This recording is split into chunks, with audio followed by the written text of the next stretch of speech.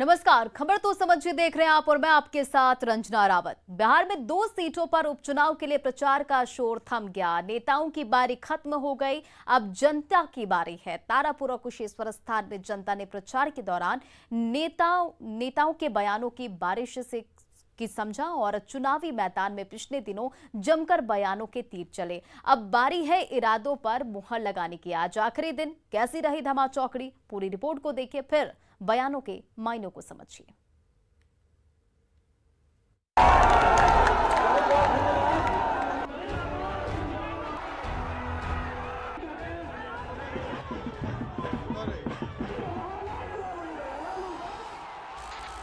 लालू के मंच के सामने भीड़ का उत्साह।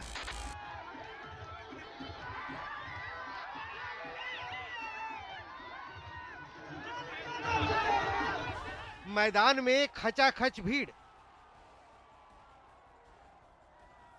और छत की मुंडेरों से प्रचार करने आए नेताओं पर जनता की पैनी नजर।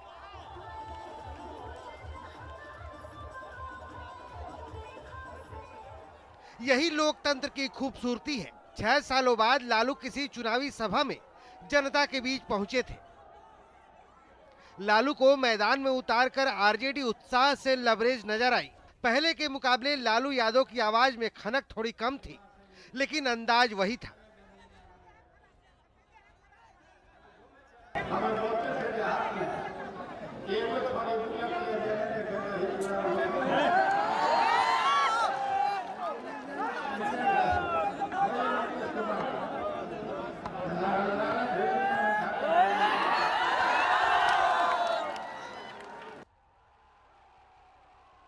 पहले तारापुर और फिर कुशेश्वर स्थान में लालू ने चुनाव प्रचार किया। चुनावी मंच से लालू ने नीतीश कुमार के उस बयान का भी जवाब दिया जिसमें उन्होंने गोली मरवाने की बात कही थी।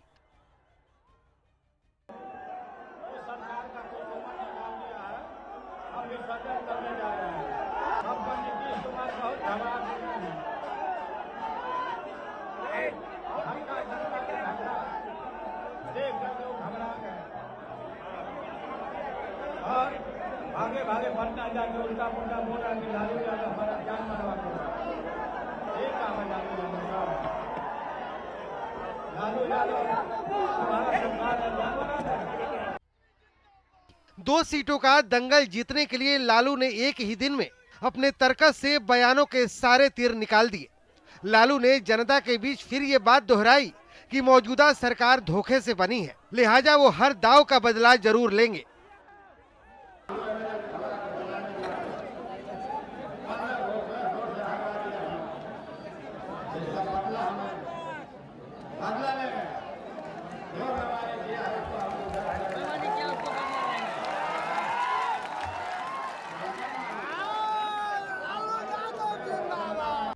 दो सीटों के लिए उड़न खटोले को जितना उड़ना था उड़ चुका।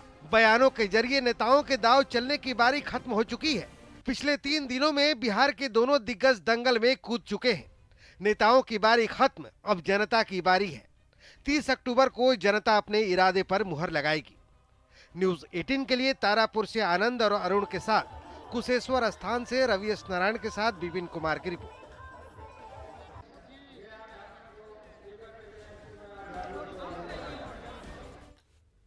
चलिए, आपने पूरी रिपोर्ट देखी, अब खबर तो समझिए। 2 दिनों बाद 2 सीटों पर उपचुनाव है और 30 अक्टूबर को कुशेश्वर स्थान और तारापुर में वोटिंग होगी। उपचुनाव के लिए आज प्रचार का शोर थम गया। अब 30 अक्टूबर को जनता की बारी है। 2 नवंबर को चुनाव के नतीजे आएंगे और पिछले 2 दिनों से नीतीश कुमार लगातार कैंपेन कर रहे थे। आज आखिरी दिन लालू भी मैदान में कूदे और 6 साल बाद लालू चुनावी सभा में पहुंचे थे। दोनों सीटों के लिए आरजेडी और जेडीयू के बीच मुख्य रूप से लड़ाई है। हालांकि कांग्रेस ने भी अपने उम्मीदवार उतारे हैं, जिससे मुकाबला त्रिकोणीय हो गया है। इन 2 सीटों के चुनाव में सभी पार्टियों की दांव लगी है।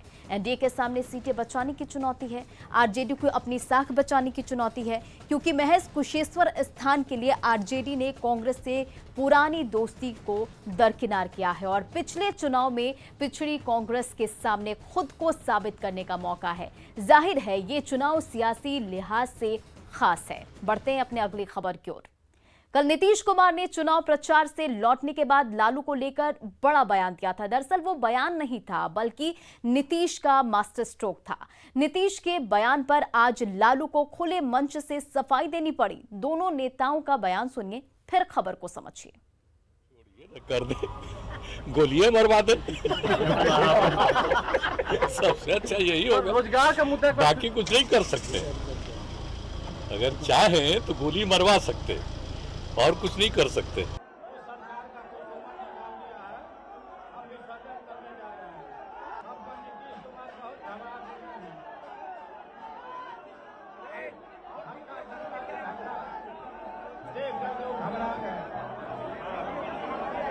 और भागे भागे पटना जाके उल्टा पुल्टा बोला कि लालू यादव हमारा जान मरवा के एक काम है। लालू यादव हमारा सरकार है, जान मरवा दे। चलिए खबर तो समझिए। गोली मारने का बयान देकर नीतीश कुमार ने मास्टर स्ट्रोक खेला है। 15 साल में लॉ एंड ऑर्डर का मुद्दा आरजेडी की कमजोर नब्ज है। बयान के जरिए नीतीश ने लोगों को आरजेडी के शासनकाल की याद दिलाई थी। नीतीश के बयान के बाद लालू को सफाई देनी पड़ी और लालू को कहना पड़ा कि वो ऐसा क्यों करेंगे। आपने गौर किया होगा कि नीतीश कुमार ने कल चुनावी सभा में लालू राबड़ी के शासन का जिक्र किया था। लोगों को बताया कि आरजेडी को मौका मिला तो लोगों का घर से निकलना मुश्किल हो जाएगा। और कल मांझी ने भी आरजेडी पर एक बड़ा आरोप लगाया था। मांझी ने कहा था कि एक अणे मार्ग में हत्या की साजिश रची जाती थी। जाहिर है मतदान से पहले आरजेडी पर एनडीए के बयानों की बमबार्डिंग कर दी गई और अब देखना है कि 2 नवंबर को बयानों का कितना असर दिखता है, क्योंकि 2 नवंबर को उपचुनाव के नतीजे आएंगे। बढ़ते आगे, 2 सीटों पर उपचुनाव के बीच लालू ने यह दावा किया कि उनकी सोनिया गांधी से बात हुई और कांग्रेस अध्यक्ष ने सभी से एकजुट होने की बात कही है। लेकिन शाम होते होते बिहार कांग्रेस के प्रभारी भक्त चरण दास ने लालू यादव के बयान को पूरी तरह से खारिज कर दिया है। दोनों बयानों का क्या है मतलब, पहले दोनों बयान सुनिए फिर खबर तो समझिए। जी से क्या बात हुई सर? जैसे बात चली, हाल चाल क्या है, कैसे है, कहाँ है, हमारा सब ठीक है। और ऑल इंडिया पार्टी आपकी पार्टी है, बड़ा बल है। सभी लोगों को इकट्ठा करिए, लाइक माइंडेड लोगों को इकट्ठा करके विकल्प मजबूत जल्दी बना जाए। मीटिंग बुलाइए, सब लोगों को मीटिंग बुलाइए। मैं आपको इस तरह की कोई बातचीत नहीं और इसमें कोई सच्चाई नहीं है और चुनाव के इस समय के घड़ी में कोई भ्रम पैदा नहीं करना चाहिए। राजद और हम एक दूसरे के खिलाफ चुनाव लड़ रहे हैं। चलिए अब खबर तो समझिए। उपचुनाव से पहले महागठबंधन टूट गया था। बिहार कांग्रेस के प्रभारी भक्त चरण दास ने मीडिया के सामने खुद कहा था कि दोनों सीटों पर कांग्रेस आरजेडी आमने सामने हैं। लगातार ये जताने की कोशिश की गई कि दोनों पार्टियां बिल्कुल अलग है, लेकिन चुनाव प्रचार के आखिरी दिन लालू ने सोनिया से बातचीत की बात कही है, जबकि भक्त चरण दास ने लालू के दावे को खारिज कर दिया है। सुशील मोदी पहले ही कह चुके हैं कि दोनों दलों की सियासी मिलीभगत है और खास रणनीति के तहत दोनों दल अलग हुए हैं और उपचुनाव के बाद फिर दोनों एक हो जाएंगे। कल ललन सिंह ने भी इस ओर इशारा किया था और तो ये समझा जाए कि क्या लालू का बयान क्या इसी ओर इशारा है? अगर ऐसा है तो क्या ये जनता के साथ धोखा नहीं है? बढ़ते आगे। अब बात एक अहम फैसले की, महज संयोग की ही है कि जिस तारीख को 8 साल पहले धमाका हुआ था उसी तारीख को उसके गुनाहगारों को दोषी करार दिया गया। हम बात कर रहे हैं पटना के गांधी मैदान में 27 अक्टूबर 2013 को हुए बम धमाके की, जिसमें आज अहम फैसला आया है। अब ये हमारे साहब कहाँ जाए, ओकरा फिर सिंह देहो। ये तस्वीरें 8 साल पहले यानी 27 अक्टूबर 2013 की है, जब पटना के गांधी मैदान में नरेंद्र मोदी को सुनने के लिए लाखों लोगों की भीड़ उमड़ी थी। तत्कालीन सरकार के खिलाफ हुंकार रैली थी, लेकिन दूसरी तरफ आतंकी अपनी नापाक साजिश को अंजाम देने में जुटे थे। गांधी मैदान और पटना रेलवे स्टेशन पर एक के बाद एक 7 बम धमाके हुए थे। सिलसिलेवार 7 बम धमाकों में 6 लोग मारे गए थे और तकरीबन 83 लोग घायल हुए थे। आज ठीक 8 साल बाद उसी 27 अक्टूबर को इस मामले में फैसला आया है। एनआईए के स्पेशल कोर्ट ने 10 में से 9 आरोपियों को दोषी करार दिया है। एक आरोपी को सबूत के अभाव में बरी कर दिया गया है। दोषियों को कोर्ट 1 नवंबर को सजा सुनाएगी। कोर्ट का फैसला आया है कि जो 10 अभियुक्तों पर यह मुकदमा चल रहा था उसमें 9 अभियुक्तों को दोषी पाया गया है। 1 अभियुक्त को रिहा किया गया है। इस ब्लास्ट की जांच शुरू से ही एनआईए कर रही है। 21 अगस्त 2014 को ही एनआईए ने चार्जशीट दायर कर दिया था। आज कोर्ट ने फैसला सुनाते हुए एक आरोपी को छोड़कर सभी 9 आरोपियों को दोषी करार दिया है। इस केस में 187 लोगों की गवाही हुई है। अब इंतजार है 1 नवंबर का, जब दोषियों की सजा तय होगी। दानापुर से अमरजीत के साथ पटना से अमित कुमार की रिपोर्ट। चलिए अब इस पूरी खबर को समझने की कोशिश करके 27 अक्टूबर 2013 को पटना के गांधी मैदान में बम धमाका हुआ था और 8 साल बाद उसी तारीख को फैसला आया है। 27 अक्टूबर 2013 को ही पटना के गांधी मैदान थाने में प्राथमिकी दर्ज की गई थी। 31 अक्टूबर 2013 को एनआईए ने केस संभाला और 1 नवंबर को दिल्ली एनआईए थाने में इसकी फिर से प्राथमिकी दर्ज की गई। एक नाबालिग समेत 12 के खिलाफ आरोप पत्र दाखिल किया गया था। उनमें एक की मौत इलाज के दौरान ही हो गई थी। वहीं जुवेनाइल बोर्ड ने नाबालिग को पहले ही 3 साल की कैद की सजा सुनाई है। अब 1 नवंबर को सजा सुनाई जानी है और इस मामले की साजिश छत्तीसगढ़ में बनी थी। सामान झारखंड से जुटाया गया था और फिर पटना में घटना को अंजाम दिया गया था। कोर्ट के फैसले से आतंकियों को एक कड़ा मैसेज जाएगा। बढ़ते हैं आगे और अब बात दहशतगर्दों को लेकर संदेश की। न्यूज 18 के मैनेजिंग एडिटर ब्रजेश कुमार सिंह से खास बातचीत में टारगेट किलिंग पर जम्मू कश्मीर के राज्यपाल मनोज सिन्हा ने बड़ा बयान दिया। उन्होंने कहा कि आतंकवादी नहीं बचेंगे और हर बूंद आंसू का हिसाब लिया जाएगा। आपको याद होगा हाल ही में घाटी में 10 से ज्यादा लोगों को निशाना बनाया गया था, जिसमें 4 लोग बिहार के रहने वाले थे। तो में टारगेटेड किलिंग्स की जो घटनाएं हुई, खासतौर पे देखा गया कि बिहार के कई सारे लोग जो कि यहाँ पर खोमचे लगा के अपना जीवन यापन करते थे, उनको निशाना बनाया गया। और निश्चित रूप से उस पार के लोग हैं और उनके कुछ पिट्ठू हैं जो यहाँ भी रहते हैं। लेकिन एक बात मैं स्पष्ट करना चाहता हूँ कि हाँ, कुछ घटनाएं हुई हैं, हमारी पूरी संवेदना उन परिवारों के साथ है, लेकिन उनके जो आंसू बहे हैं उसका हिसाब सूद सहित कर लिया जाएगा।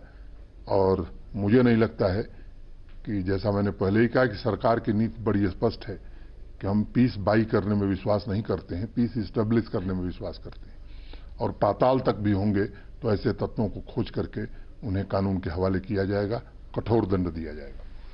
चलिए अब इस पूरी खबर को समझिए। आतंकवाद पर मोदी सरकार की जीरो टॉलरेंस की नीति है और अभी 3 दिनों के दौरे पर गृह मंत्री अमित शाह कश्मीर गए थे और 370 हटाने के बाद 23 तारीख को पहली बार कश्मीर दौरे पर गए थे।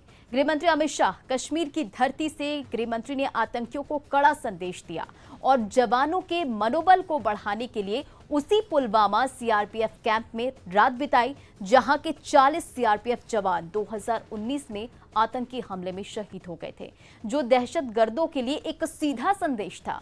दरअसल प्रहार से बौखलाए आतंकियों ने नए तरह का हथकंडा अपनाया है।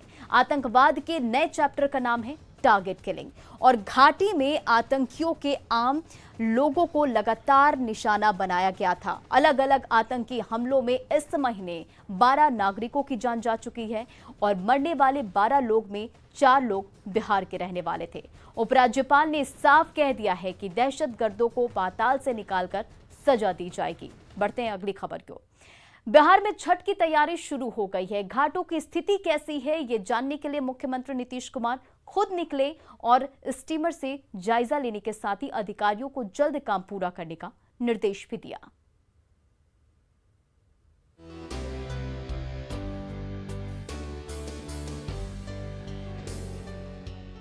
महापर्व छठ को लेकर सीएम नीतीश कुमार ने पटना के गंगा घाटों का जायजा लिया। डिप्टी सीएम तारकिशोर प्रसाद समेत अधिकारियों के साथ सीएम स्टीमर से दानापुर से नासरीगंज से पटना सिटी के कंगन घाट के बीच सभी घाटों का निरीक्षण किया। सीएम ने अधिकारियों को छठ व्रतियों को किसी तरह की कठिनाई नहीं होने देने को लेकर दिशा निर्देश भी दिए। इस बार जानते हैं कि इस बार पानी का बहुत असर ज़्यादा रहा है, वर्षापात ज़्यादा हुआ है और फ्लो भी अभी पानी का बहुत है। तो ऐसी स्थिति में उन जगहों का चयन करके वहाँ के लिए जो कुछ भी हुआ होगा उस पर्व के लिए लोगों को सुविधा हो, तो उसी के दृष्टिकोण से आज हम लोग लगातार देख करके आए हैं और इस पर ये लोग काम करेंगे। अगली बार हम यहीं से शुरू करेंगे, 3 तारीख को हमने कह दिया है, और आकर के एक बार देखेंगे कि काम की क्या प्रगति है, कितना है, सबको देख लेंगे ताकि किसी तरह की असुविधा नहीं हो।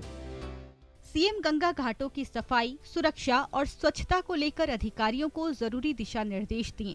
सीएम 3 नवंबर को एक बार फिर गंगा घाटों का निरीक्षण कर तैयारियों की समीक्षा भी करेंगे। लोक आस्था के महापर्व को लेकर राज्य सरकार की ओर से तैयारी की जा रही है। घाटों की सफाई के साथ ही संपर्क पथ की मरम्मती का काम भी जोरों पर है। न्यूज 18 के लिए पटना से शैलेंद्र कुमार की रिपोर्ट।